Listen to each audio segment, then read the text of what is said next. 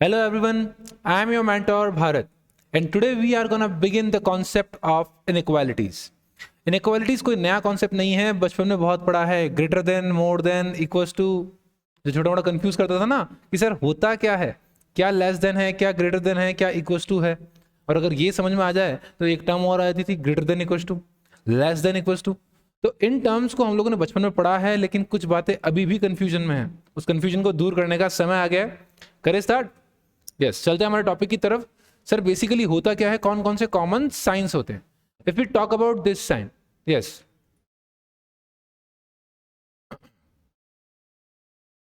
Yes, if we talk about this sign, we all know that sign. अब sir पता तो बहुत कुछ है. अगर इसके दोनों साइड हम लोग किसी पर्सन को रखते हैं, मान लो यहाँ पे ए है, it definitely mean this a is greater than B.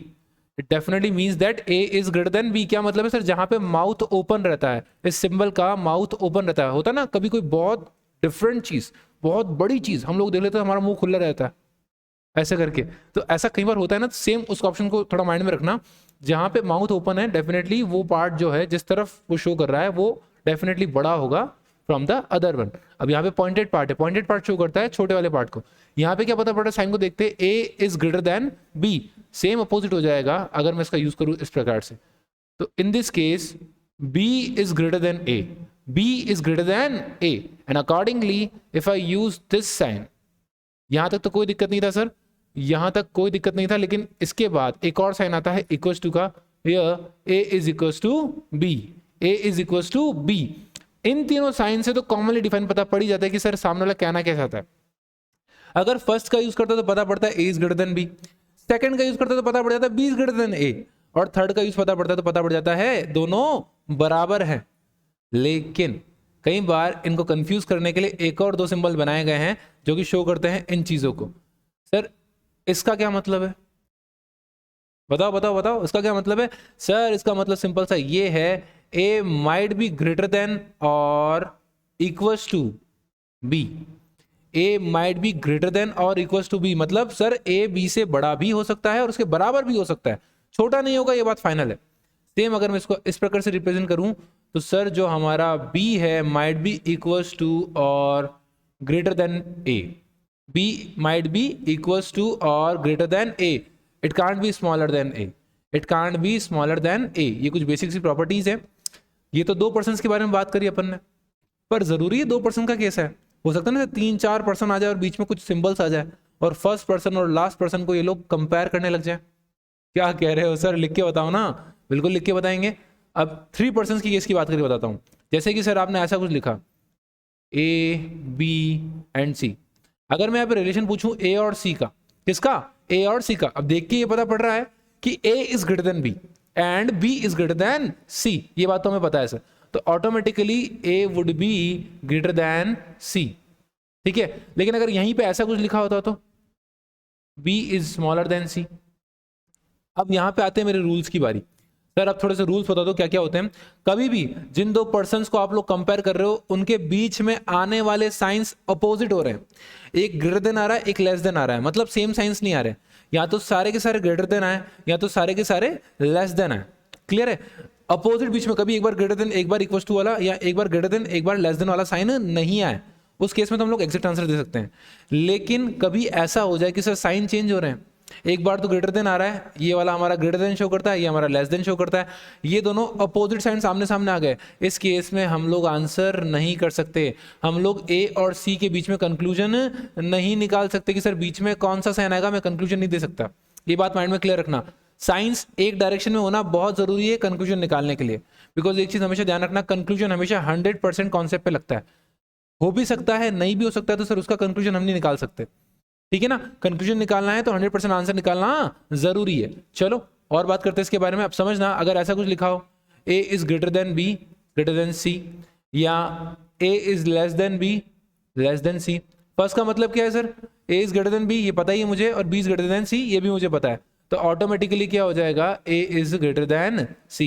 इस अकॉर्डिंग में क्या है, A is less than B and B is less than C. तो इससे क्या पता पड़ रहा है sir, A is less than automatically C. लेकिन इसकी एक शॉर्ट ट्रिक दिखाता हूं मैं आपको. अब सर ऐसे तो 5-6 आ जाएंगे तो 5 को देखते रहेंगे क्या, बिल्कुल नहीं. बिल्कुल नहीं देखना हमारे को. आपको एक तरीका बताता हूँ सबसे आसान इसको करने का।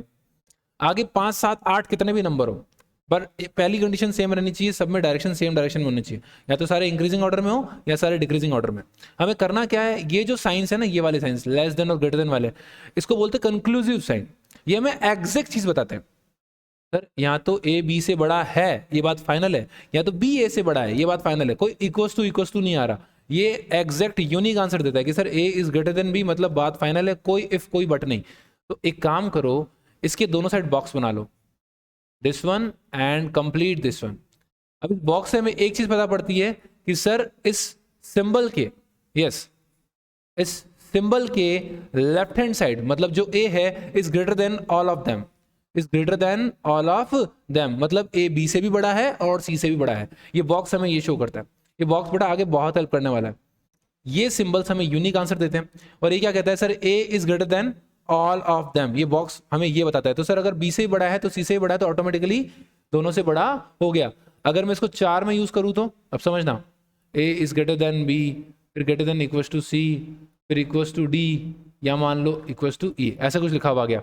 अब मेरे से पूछा गया कि सर ई और ए को कंपेयर करो, तो मेरे को ज्यादा दिमाग नहीं लगाना। सर ये मेरा ए है ना, ये एक बॉक्स बन गया क्योंकि इसके आगे ये साइन है।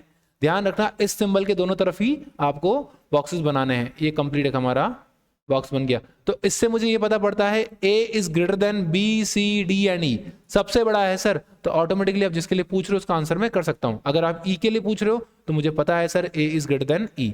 क्यों? क्योंकि सर ये जो ओपन माउथ है वो है ए की तरफ, और ए ग्रेटर है इन सब से। अपने आप में एक शॉर्ट ट्रिक है, फटाफट से आंसर निकलते हैं, कोई भी कंफ्यूजन होने की चांसेस नहीं है। क्योंकि बीच में अगर ग्रेटर देन इक्वल टू आ जाता है तो बच्चे थोड़े कंफ्यूज हो जाते हैं, सर इक्वल टू भी तो हो सकता है या ग्रेटर देन इक्वल टू भी तो हो सकता है। बेटा ये ग्रेटर देन साइन शो क्या करता है, ए बड़ा है बी से, ए बड़ा है बी से, जो कि बड़ा है या इक्वल टू है किससे, सी से। अब सर ए कितना भी छोटा हो जाए, बी से छोटा तो नहीं होने वाला, बी से तो बड़ा ही रहेगा, तो ऑटोमेटिकली सी से बड़ा हो गया, डी से बड़ा हो गया, ई से बड़ा हो गया। तो कॉन्सेप्चुअली समझे तो वैसे समझ सकते हैं, लेकिन एग्जाम में कॉन्सेप्चुअली समझने का समय नहीं होगा। तो एग्जाम में पास करने का तरीका सिखा रहा हूं। एक बॉक्स बना दो सिंपल सा, इस ऐसे साइन के दोनों तरफ। सर जरूरी था बॉक्स इसके आसपास बने, ये साइन तो यहाँ पे भी है, ये साइन तो हमारा यहाँ पे भी है, तो यहाँ पे बना दो, कोई दिक्कत नहीं है। ये हमारा एक बॉक्स, ये हमारा बचा हुआ बॉक्स। क्लियर है? इससे भी एक मीनिंग क्लियर है क्या सर, कि E is smaller than all of them, तो automatically E is smaller than A, E is smaller than A। हमें यही तो जानना था सर, हमें यही तो जानना था। तो इस बॉक्स की हेल्प से काफी आंसर्स आपके आने वाले। क्लियर है? एक और चीज पूछनी थी, अब इसका आंसर आप लोग सोचना। मैं 3 साइंस बना रहा हूं,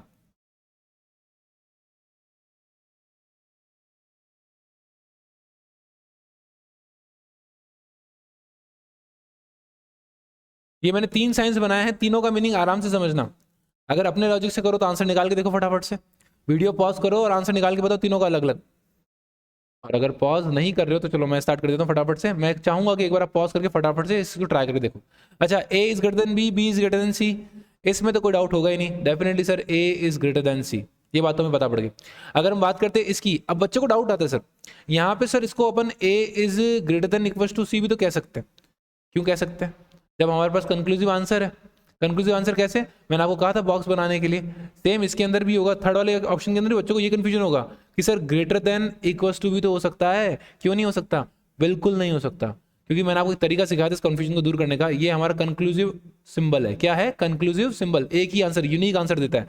तो इसके दोनों तरफ बॉक्स बना दो, ये रहा बॉक्स, ये रहा बॉक्स। क्लियर है? अब बताना, C is smaller than both of them, C is smaller than both of them, automatically A is greater than C, automatically A is greater than G and C is smaller than A. चलो इसको बना लेते हैं। ये हमारा एक box, ये हमारा यहाँ पे बॉक्स आ गया। A is greater than both of them, B and C, तो automatically A is greater than C. Sir आपने ये सिंबल यहाँ पे इसकी दोनों तरफ क्यों नहीं बनाया? आपने यही सिंबल इसके दोनों तरफ क्यों नहीं बनाया? अगर मैं यहाँ ये बना देता तो, अगर मैं ऐसा बना देता तो मेरा यूनिक आंसर नहीं आता, क्योंकि इसका मतलब तो ये है यू सी छोटा भी हो सकता है और इक्वल टू भी हो सकता है, किसके? बी और ए के। तो मैंने आपसे क्या कहा, ये ट्रिक सिर्फ तब लगती है जब हम किसी लेस देन और ग्रेटर देन साइन के दोनों तरफ बॉक्स बनाए। अगर आपने लेस देन इक्वल टू और ग्रेटर देन इक्वल टू के दोनों तरफ बॉक्स बना दी तो ये वाली ट्रिक काम नहीं करेगी। इस ट्रिक के काम करने के लिए आपके क्वेश्चन के अंदर ग्रेटर देन या लेस देन का साइन होना कंपलसरी है। क्लियर है? करें कुछ कॉन्सेप्ट की स्टार्टिंग। चलो चलते हैं फर्स्ट क्वेश्चन की तरफ। विच of the following expression will be true, question को बिल्कुल आराम से ध्यान से पढ़ना, क्या बोला, will be true if the expression h is less than equals to g which is equals to k which is more than equals to f is definitely true। ठीक है ना, इनमें से कौन सा सही होगा ये पता करना है। चलो चेक करते हैं k और h के बारे में, किसके बारे में बात की गई है, ये हमारा k, ये हमारा h। अच्छा, क्वेश्चन को स्टार्ट करने का तरीका क्या होता है, जिन दो पर्सन्स को कंपेयर किया गया है सबसे पहली चीज उनके बीच में दो अपोजिट सिंबल्स तो नहीं आ रहे, जैसे h और f के बीच में ये दो अपोजिट सिंबल्स हैं, एक ये रहा एक ये रहा, दोनों अलग अलग डायरेक्शंस में जा रहे हैं, तो उस केस में मैं आंसर नहीं कर सकता। तो अगर ये कुछ भी h और f के बारे में बोलता है तो मैं उसका आंसर परफेक्टली नहीं कर सकता, ये चीज का ध्यान रखना, ठीक है। बट इसने k के बारे में पूछा है और k और इसके बीच में कोई अपोजिट सिंबल नहीं है। क्या बोला गया sir, k is equal to g। अगर सर आपने पूछा है ये h which is greater than equal to g is equal to k, clear है। आपने क्या बोला, g और k बराबर है, तो मैं g की जगह अगर k को रख दूं, यस, अगर मैं g की जगह पे k को रख दूं तो कोई दिक्कत है क्या, नहीं सर बिल्कुल दिक्कत नहीं है। तो इसका क्या हो जाएगा, k is greater than equals to h, और सर यहाँ पे भी तो ये बोल रहा है k is greater than equals to h। हमारा फर्स्ट ऑप्शन ही करेक्ट निकल गया, हमारा फर्स्ट ऑप्शन ही करेक्ट निकल गया। और इसने क्या बोला है, विच of the following which will be the true, Which of the following expression will be true if the expression is definitely true? Clear है। तो ऑटोमेटिकली इसने क्या बोला कि जो भी ट्रू है सर उसको सेलेक्ट करो, हमारा ऑप्शन नंबर 1 100% ट्रू है। और भी हो सकते हैं क्या सर, अभी चेक कर लेते एक बार। वैसे इसने बोला एक ही है तो अपना आंसर आ चुका है, लेकिन आपको बता रहा हूँ। ओके, जी और एफ, सर ये रहा जी ये रहा एफ, बीच में क्या है, यूनिक आंसर देने वाला बॉक्स, तो sir F is definitely greater than both of them, f is definitely greater than both g and k, तो इक्वल्स टू की बात तो होती ही नहीं है, ठीक है। h is greater than equals to f, h ये रहा f ये रहा, और मैंने आपसे क्या कहा था, h और f के बीच में साइंस चेंज हो रहे हैं बीच में, तो उसका आंसर यूनिक दे ही नहीं सकते, तो ये ऑप्शन ऑटोमेटिकली हट गया।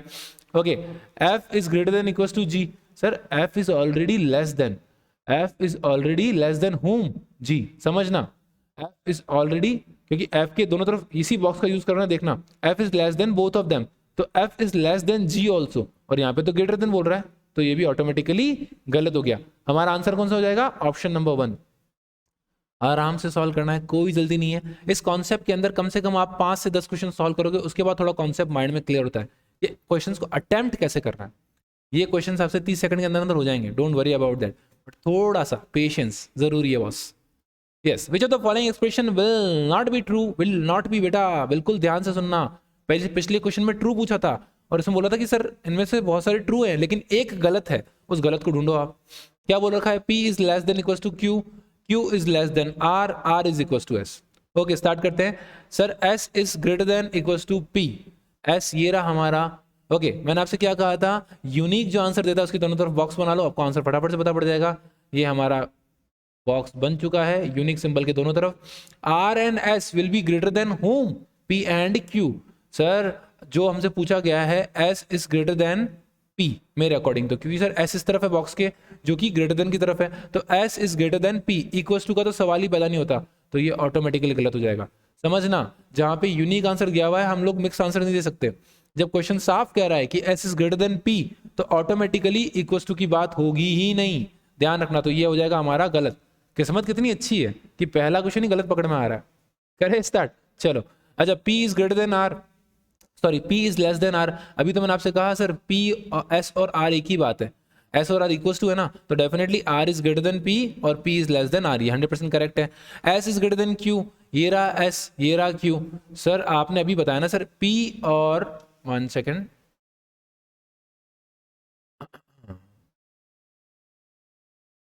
यस, अभी क्या बोल रहा है S और Q के बारे में। अगेन मैं तो इसी का यूज करूंगा, ये रहा बॉक्स और ये हमारा Q। Sir definitely R and S both are greater than Q, तो sir S is greater than Q 100% correct होगा। इस ट्रिक का हर जगह इस्तेमाल आता है और सबसे बेस्ट पार्टी की कोई कंफ्यूजन बचता ही नहीं है, कोई भी कंफ्यूजन आपको इस चीज में होगा ही नहीं। करें स्टार्ट, यस, डन। चलते हैं नेक्स्ट पॉइंट की तरफ। In which of the following expression will the expression L is less than R will be definitely true. अब उल्टा क्वेश्चन पूछ लिया। लास्ट क्वेश्चन में हमको एक्सप्रेशन दे रखा था और कौन सा कंक्लूजन करेक्ट है ये पूछा गया था। अब की बार कंक्लूजन दे दिया और हमसे पूछा ऐसा कौन सा एक्सप्रेशन शो करता है। सर अगर L को लेस देन बताना है R के, तो इनके बीच में एक डेफिनेट सिंबल होना बहुत जरूरी है, और उस केस में एल लोअर साइड में होना चाहिए। थोड़ा सा दिमाग का इस्तेमाल करना। देखो फर्स्ट वाले केस में एल ग्रेटर है तो डेफिनेटली भी किसी से लोअर नहीं होगा, तो ये तो ऑप्शन ही हट गया क्योंकि मुझे एल को लोअर शो करना है। ठीक है, अगर इनके बीच में यहाँ पे एल है यहाँ पे आर है, किसी भी दो पर्सन्स के बीच में अगर कोई कंक्लूसिव आंसर निकालना है तो उनके बीच वाले सिंबल्स अपोजिट नहीं होने चाहिए। पहली बात मैंने आपसे बताई थी, तो यहाँ पे तो अपोजिट सिंबल्स आ रहे हैं, ये ऑप्शन भी हट गया। नेक्स्ट, यहाँ पे एल लेस देन आ रहा है सर, तो definitely L is less than all of them, L is less than all of them, M N N are.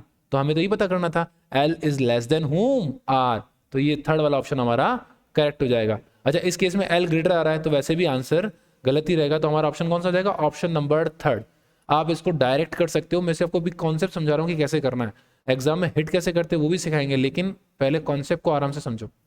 Yes, in which of the following expression does the expression D is greater than 8 does not, yes ध्यान रखना please, does not hold true, सही नहीं होना चाहिए। तो 4 में सही हो रहा होगा और 1 में सही नहीं हो रहा होगा। चलो चेक कर लेते हैं, मतलब मुझे एक्चुअल में प्रूव क्या करना है? D is less than A। मैंने किसी में भी प्रूव कर दिया या इक्वल टू प्रूव कर दिया तो वो ऑटोमेटिकली गलत हो जाएगा। क्लियर है? चलो अपन तो इसी को सॉल्व करते हैं। Yes, D is greater than A नहीं होना चाहिए। यहां पे देखो, ये सर हमारा A, ये हमारा D, A is less than all of them, तो automatically A is less than D, ये तो प्रूव हो गया सर, जबकि हमको नहीं करना था, तो ये ऑप्शन गलत हो जाएगा। इस केस में भी सर D बड़ा आ रहा है किससे? सर इस पे भी अगर मैं बॉक्स बना दूं इस टाइप से, तो definitely D is greater than both of them, so D is greater than A। Again इसने भी D को ग्रेटर प्रूव कर दिया। इसमें चेक करते हैं, sir D is greater then all of them, D is greater then all of them, तो इसने भी सही प्रूव कर दिया कि sir D is greater than A। इसमें चेक करते हैं, सर इसमें भी यही सीन हो रहा है, sir D is, sorry 1 second, box गलत जगह बना दिया क्योंकि हमारा कंक्लूसिव आंसर तो ये साइन देता है, बॉक्स यहाँ पे होना चाहिए था। Done, D, C and B all are greater than whom A, या मैं ऐसा कह दूं A is smaller than B, C and D, तो सर इसने भी प्रूव कर दिया D is greater than A। Automatically option कौन सा बचा? Option number 5। वैसे हम ये डायरेक्ट चूज कर सकते थे।